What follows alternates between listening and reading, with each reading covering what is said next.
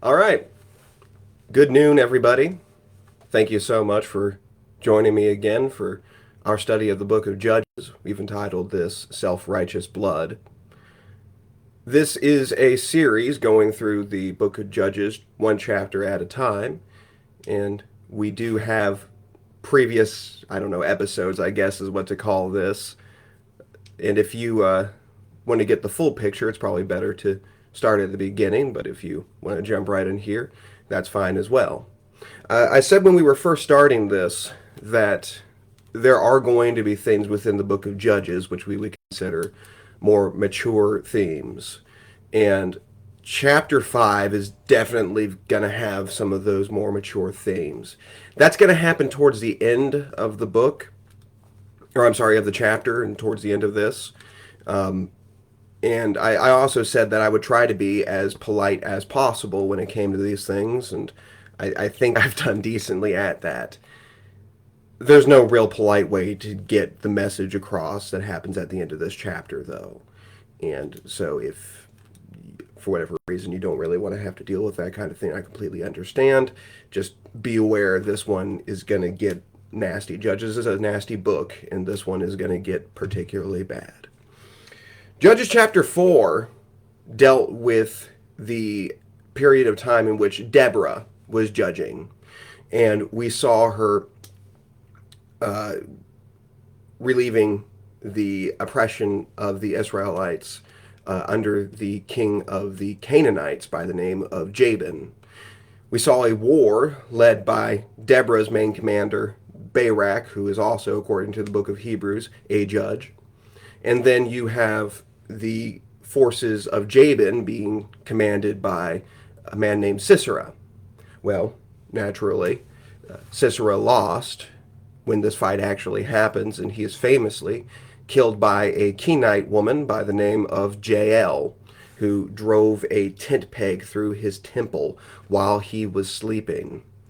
And chapter 5 is different than the rest of the book of Judges because it is a poem. It is what we call the Song of Deborah. So let's go ahead, and she's going to be singing about the events of chapter 4, but let's go ahead and dive into that. I think this is my first time going strictly into a poetic section ever in this format before, so this is going to be fun for me.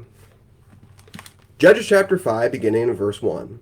Then sang Deborah and Barak the son of Abinoam on that day, that the leaders took the lead in Israel, that the people offered themselves willingly. Bless the Lord. All right. This is poetic, and poetry is already hard to really understand, even if it's written for your culture and your language. And so when you have a culture of a people who lived nearly 4,000 years ago and a language that is only just kept alive in the modern day, and I'm not an expert on Hebrew, but I'm pretty sure it's not really the same as it has been historically. A lot of the poetic elements are going to be lost. The translators generally do a pretty good job of trying to help us along, but it is going to get confusing. But what is being said here is we bless the Lord because the leaders took the lead in Israel and the people offered themselves up willingly. What does it mean that the leaders took the lead and the people offered themselves up willingly? The offering themselves up willingly basically means that they volunteered to go to battle. They volunteered to be in the military. After so much time of them not doing this, now they are. And so because this is happening, praise God, people are finally doing what they ought to be and fighting off our oppressors. Hear, O kings, give ear, O princes. By the way, you'll notice a common element of Hebrew poetry is the repetition of ideas. In good English poetry, that's also a common thing, but it's not necessary to it. But it seems to almost be a necessity of Hebrew poetry. I suppose there's no real necessity to it, just like in any form of poetry. But there are things that are very commonly associated with it.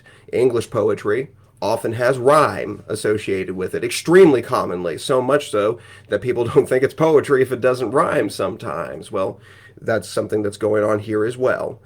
The repetition of ideas is a feature of Hebrew poetry. Hear, O kings, give ear, O princes. That's a similar thought. The term kings and princes, we tend to think of very high ranking people. These are probably more like tribal leaders.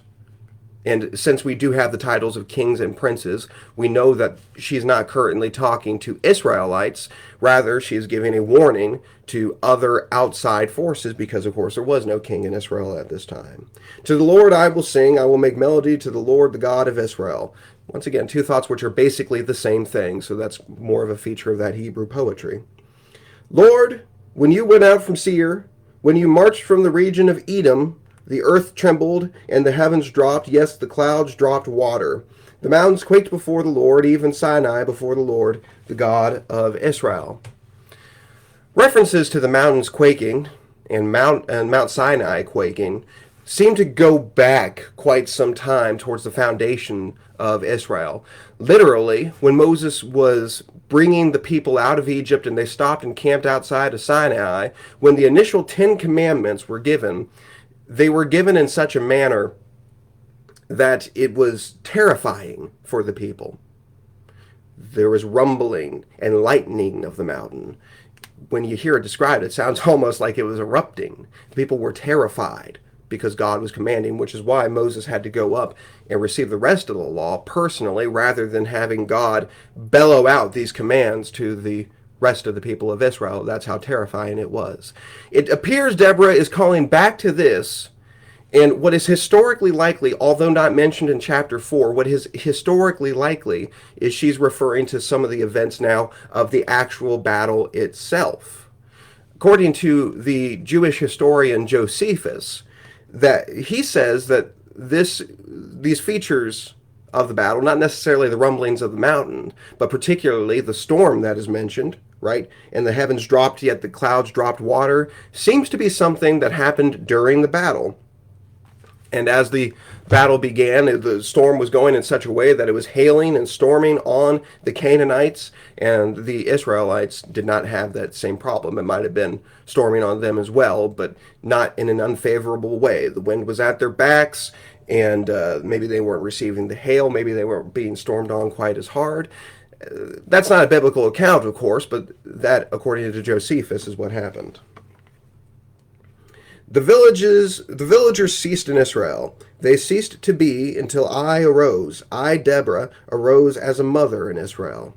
When new gods were chosen, then war was at the gates. Was a shield or spear to be seen among 40,000 in Israel? Oh, I apologize. I actually skipped verse 6, which is, in the days of Shamgar, son of Anath, in the days of Jael, the highways were abandoned, the travelers kept to the byways. Now, all of that thought together is talking about what Israel was like when it was being oppressed. The highways were abandoned is an indicator that people don't want to travel the highways. They're going by the byways. Why? Because the highways is where tax collectors would sit and take their money. And it's not just a normal tax collector. It's not a tax collector from your own nation, but it's from the oppressor nations. We don't like paying taxes to our own nations now. Imagine if, I don't know, who would be unlikely to invade the United States of America? Ireland. I don't see it happening sometime soon. So let's imagine for a moment that Ireland successfully invaded the United States of America and was demanding that we all pay extra taxes to them, laddie. And the way they do that is they stand up on the interstate and they stop all the cars and make you pay taxes then. Well, you're probably going to have very few people choosing to take the interstate and instead avoid those ways. All of this is indication that the people are being oppressed. It's a poetic way to put that. You'll notice, by the way, she stopped talking about the battle. She sort of rewound, as poetry is apt to do. And at this time, the people were worshiping new gods, and this is why war was at their gates. That phrase was a shield or spear to be seen among 40,000 in Israel. It's not saying that nobody literally owned a shield or a spear. It's saying nobody was using it. Nobody was showing up for battle. And then, in verse 9, my heart goes out to the commanders of Israel who offered themselves willingly among the people. Bless the Lord. There's that phrase again, offered themselves willingly. And so she says, I am thankful for these people who chose to fight on behalf of Israel. Finally, she, by the way, you'll notice, she gives a little bit of credit to herself. She was a prophetess and inspired, and so in doing so, she wasn't being arrogant. But she also very wisely puts more credit on the people who she inspired. A good leader will do that. They will downplay their own achievements and play up the achievements of those who are following them. And that's what Deborah does. She says, look how great they were. Isn't it wonderful that they did this? And I thank God for what they have done. Another thing, by the way, that is common in a great leader is thanking God and realizing that anything they accomplish is only because God has allowed it to be so. Tell of it, you who ride on white donkeys, you who sit on rich carpets. I'll give a few seconds for those of you who are following along in the King James Version to compose yourself before continuing. You good? All right. Tell of it, you who ride on white donkeys, you who sit on rich carpets, and you who walk by the way. To the sound of musicians at the watering places, there they repeat the righteous triumphs of the Lord and the righteous triumphs of his villagers in Israel. It's not 100% clear, at least to me, what she is talking about here. Here's what we do know she's talking about. She's definitely talking about rich people. A white donkey was highly prized, and these nice luxurious carpets, right? It's somebody who has a lot of money. The question is, who is it the person that has a lot of money?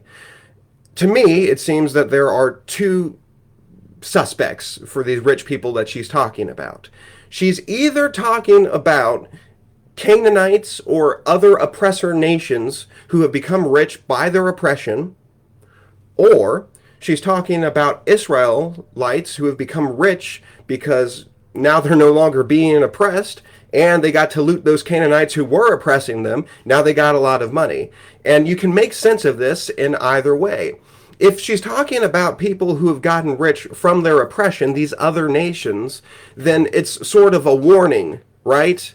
You read it like that. Tell of it, you who ride on white donkeys, who sit on rich carpets, you who walk by the way to the sound of musicians. Pause our comparison for a moment here. Musician is a contested word there. The thought here is either this is somebody who is walking by the way and they're going to get some water and they're chatting nice and they have some musicians there playing and all that's luxurious, or it would be those without fear of archers, which I know is a strange language thing there, and I don't fully understand it myself. If somebody does understand the relationship, how this could either be talking about musicians or archers, I'd be fascinated to hear it, so please let me know. But either way, the idea is it's a luxury, and maybe we don't think of it this much, especially if you're blessed to live in a fairly secure area, but you don't think about having to worry about somebody shooting you in the back at any given time. Well, that's a luxury of its own. We don't think of it that way. We don't think of it that way, but it is. That's a luxury, not having to worry about somebody shooting you. And if you have that luxury, you're blessed as well. So back to our comparison, if this is talking about the oppressor nations, those who are still having their luxuries, basically the warning is this: you go and tell this to all your friends, don't mess with the Israelites, because then we're going to lose all those nice things. We're not going to have our designer pet donkeys, right? Our rich, luxurious, comfortable carpets. And maybe there will be somebody shooting us in the back if we're not careful. The interpretation also makes sense, however, if the people who are rich because they are Israelites who are no longer oppressed, and maybe they also got a little bit of extra bonus from looting the Canaanites after this battle. Because now we got our white donkeys, and now we're on these rich carpets that we only ever saw the Canaanites with before, and now we are idly talking by the watering hole, or we don't have to worry about somebody ambushing us at the watering hole. Either way, it still makes sense. So if you have any thoughts on that, please feel free to share that. Then down to the gates marched the people of the Lord. Awake, awake, Deborah. Awake, awake, break out in a song. See that repetition that's so common in Hebrew poetry. Arise, Barak, lead away your captives, O son of Abinoam. Then down marched the remnants of the noble. The people of the Lord marched down for me against the mighty.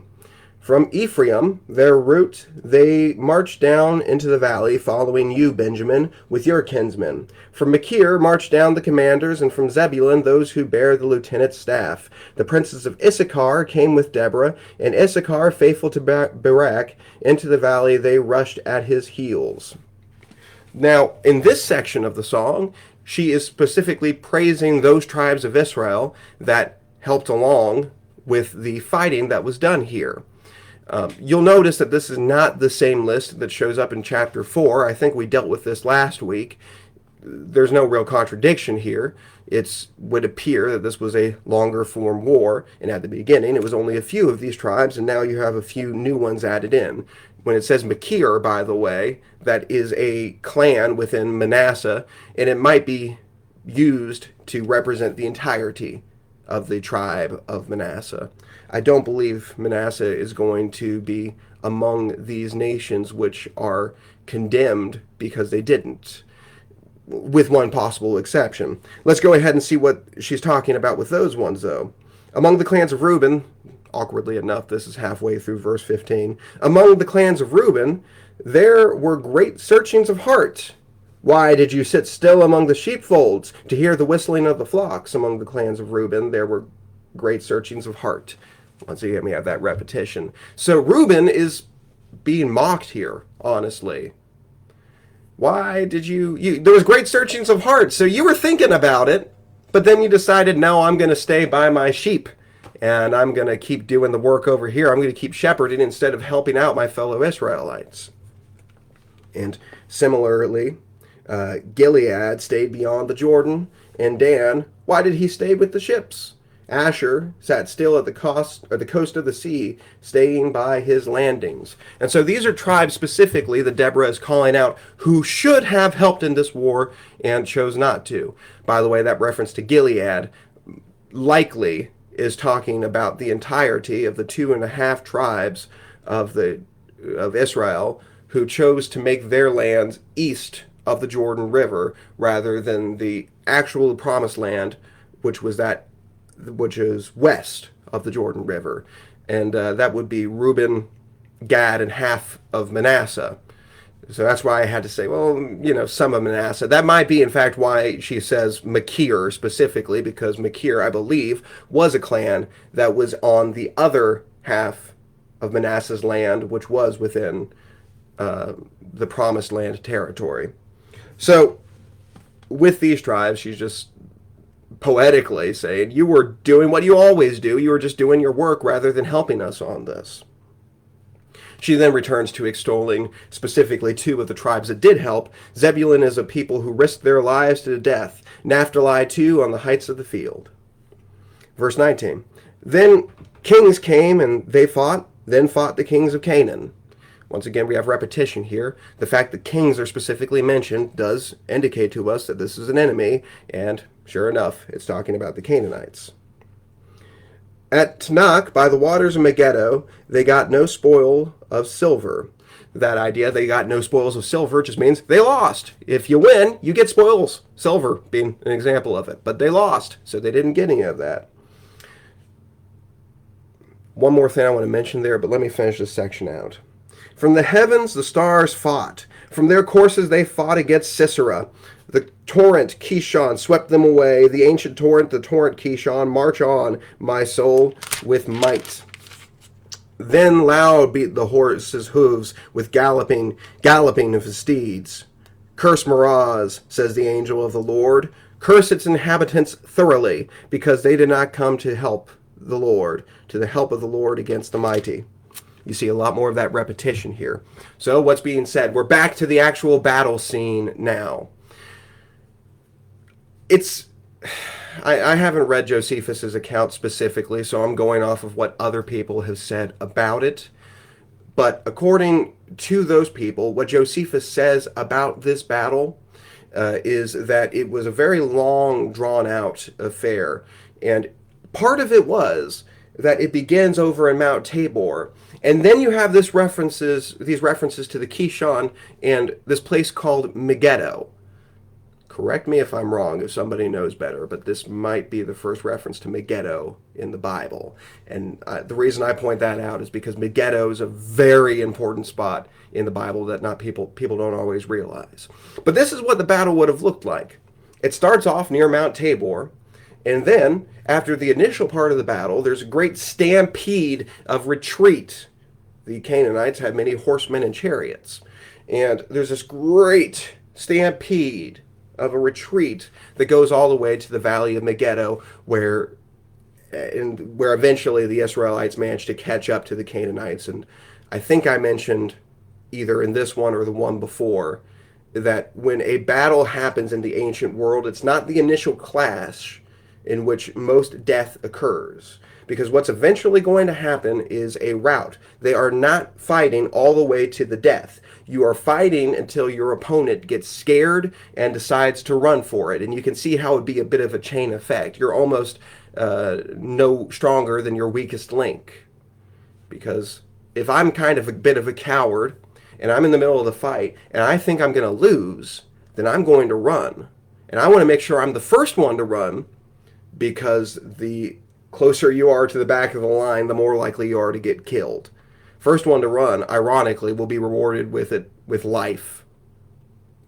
And so they ran, the Canaanites did, and they probably made it all the way to Megiddo, and that's where the Israelites caught up with them, and that's where most of the death happened. The reason I want to point out Megiddo specifically is because Megiddo was sort of a byword among the Israelites for a place of great slaughter and defeat.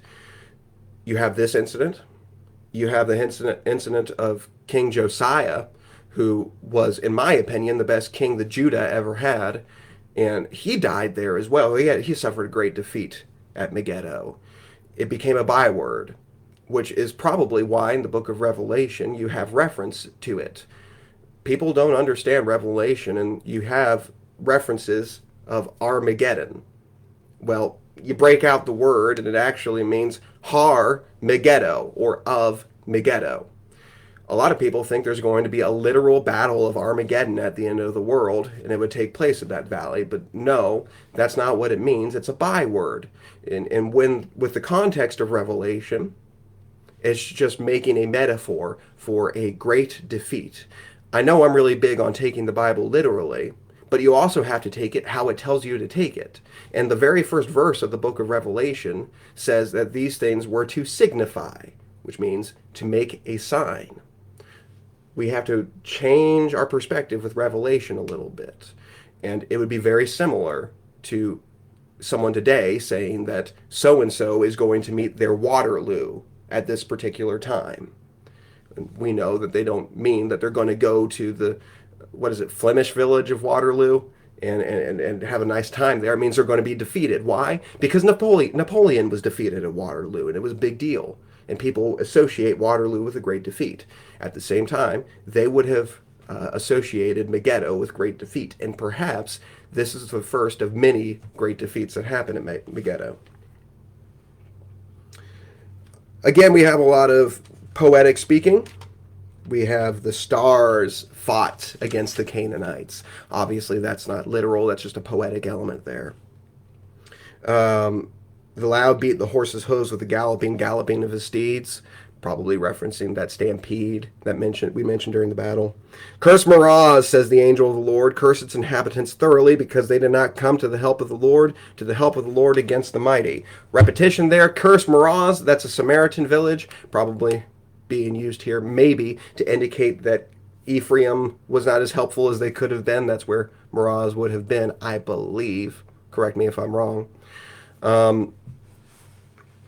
You have this curse that's put upon these people. It's hard to say why Meroz in particular, because it was not that big of a town. It's hard to say why they were chosen specifically. And also why you have this phrasing, the angel of the Lord. You might remember from chapter 2, the phrase, the angel of the Lord, very likely is talking specifically about the Son part of the Godhead, or Jesus. So why are we getting this kind of treatment on this village? Who knows? Maybe something happened during the war specifically that they could have been extremely helpful with and chose not to. Kaufman made some interesting application to this for modern day Christians, by the way. How many people want to do the right thing and want to be considered Christians, but they don't want to actually stick their neck out for God? We ought to be mindful of this curse. Another common feature of Hebrew poetry, besides just repetition, is also this contrast. And so we have curse against Meroz. Now here's a blessed. Most blessed of women, be Jael, the wife of Heber the Kenite. Of tent-dwelling women, most blessed.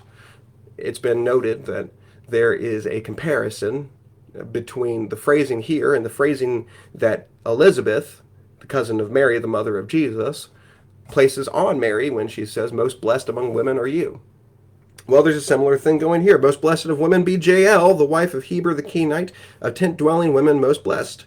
He asked for water, and she gave him milk. She brought him curds in a noble's bowl. She sent her hand to the tent peg, and her right hand to the workman's mallet. She struck Sisera. She crushed his head. She shattered and pierced his temple. Between her feet he sank. He fell. He lay still between her feet. He sank, he fell, where he sank, there he fell, dead. Lots of repetition going on there, right? Once again, common feature in Hebrew poetry. But they are simply recounting what had happened with Jael. It seems to me Jael sometimes receives some criticism from the commentators, that she should not be emulated in any way. I do try to think the best of people, but I can't help but notice that some of this same criticism is not placed on Ehud. And the criticism, by the way, you usually see of Jael is, well, she killed the guy and she used deception to do it. Yeah, how did Ehud not do the exact same thing over to Eglon? And Ehud doesn't, to my knowledge, have this particular blessings heaped upon him. I do believe he is mentioned in Hebrews chapter 11, this section we often call the Hall of Faith, as someone to be emulated. But then there's people within that same chapter which are undeniably not supposed to be emulated in everything that they have within the record. If we're going to criticize Jael, I have a simple challenge. Show me the sin. What did she do wrong here? She didn't lie to the guy. I mean, she deceived him, but there are plenty of times in the Bible in which you have approved deception. Once again, look over to a guy like Ehud, or look to Nathan prophesying to David, talking about this farmer who has a sheep. Well, what's he doing there? He's deceiving him because what he was doing was teaching David about his own sin. It's a fascinating study. I don't know if we have the time for it right now, but that's 2 Samuel chapter 12. That's something to look into. I don't think you can nail her on the deception here. Well, what about I just realized there's a little bit of humor in saying nailing her on the deception, but you can't nail her, but she sure nailed somebody, right? After this, what about the killing? Had God not appointed Sisera for death specifically at the hands of a woman? Of course, not all killing is justified, but there are certain circumstances in which a righteous person can kill another person. Are you going to tell me that you can't be a Christian soldier? You can't be a Christian executioner? Even, by the way, when we have in the Old Testament, not only times where it's justified, it's specifically commanded by God. This person must die because of the evil they've committed. There's my challenge for you. If you think Jael did something wrong, show me the sin. Anyway, the last section, and I mentioned that chapter 5 has a really nasty bit in it. This is where it is. Chapter 5, beginning in verse 28. Out of the window she peered. The mother of Sisera wailed through the lattice. Why is his chariot so long in coming? Why tarry the hoofbeats of his chariots? Her wisest princesses answer. Indeed, she answers herself. Have they not found and divided the spoil? A womb or two for every man. Spoil of dyed materials for Sisera. Spoil of dyed material embroidered. 2 pieces of dyed work embroidered for the neck as spoil. So may all your enemies perish, O Lord, but your friends be like the sun as he rises in his might. and the land had rest for 40 years. The song ends in this way. It's mockery. As far as I know, it's the first "your mom" joke we have in record, and we might not find it all that funny, but I promise you, this is mockery. They are mocking Sisera's sinful lifestyle and how it goes into every bit of his life. They are saying this: Sisera is now dead, and his mother is sort of pacing around wondering, where is he? And she's wailing, she's worried about him. And this is how she is being consoled by her advisors, and this is what she tells herself. He is out raping and pillaging, and that's why he's taking so long. Your version of verse, 30, might say something like, have they not found any divided the spoil? And then you'll have a lot of words for a womb or two for every man is what the ESV says. The KJV says damsel or two for every man. I believe many versions will read maidens or girls. The best one here is the ESV, which is, first of all, literal when it says womb. I don't like damsel, I don't like maiden, I don't like girl, and it's all for the same reason. The word that is being used here is intentionally extremely degrading to women. Were Deborah writing this today, minus the poetry, she would have Sisera's mother saying, don't worry, he's just out raping those Israelite whores. And yeah, that makes us really uncomfortable to hear. But the Bible can be an uncomfortable book sometimes. But it also tells us something about the character of Sisera. This is consoling themselves in the same way. I can imagine my wife in a situation where she's worried about me. I didn't come home when she thought I would. But she might say to something like, well, he's off hunting and he must have got something and he doesn't have cell service to let me know he's going to be a little bit late. And all of that is perfectly fine. It is so normal, this level of degradation.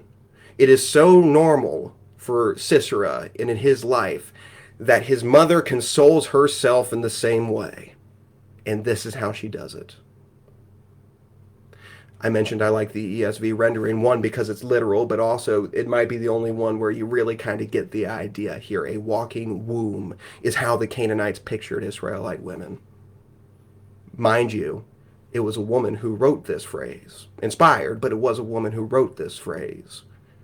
So lest you think that the author of this did not care about this and saw them in the same way, by the way, the Bible teaches the Israelites, you absolutely do not do this. But it, certainly a woman wouldn't see things that way. And she is mocking them because of how extremely wicked they are. And, frankly, they deserve it. So may all your enemies perish, O Lord. But but your friends be like the sun as he rises in his might. If you're good to God, let God bless you. If you be wicked, let God curse upon you. And the chapter ends with the only part that isn't a poem, which then very quickly says that the land had rest for 40 years, which is the pattern that Judges has for each of the judges so far. And then it tells you how long the land had rest. But if you picked up on the pattern, you know that when we get to chapter 6, we're going to have new oppressors and we're going to have new deliverers. But that's all we have for chapter 5. Thank you so much for studying this with me. I love you all, and I hope to get to talk to you next week. Bye.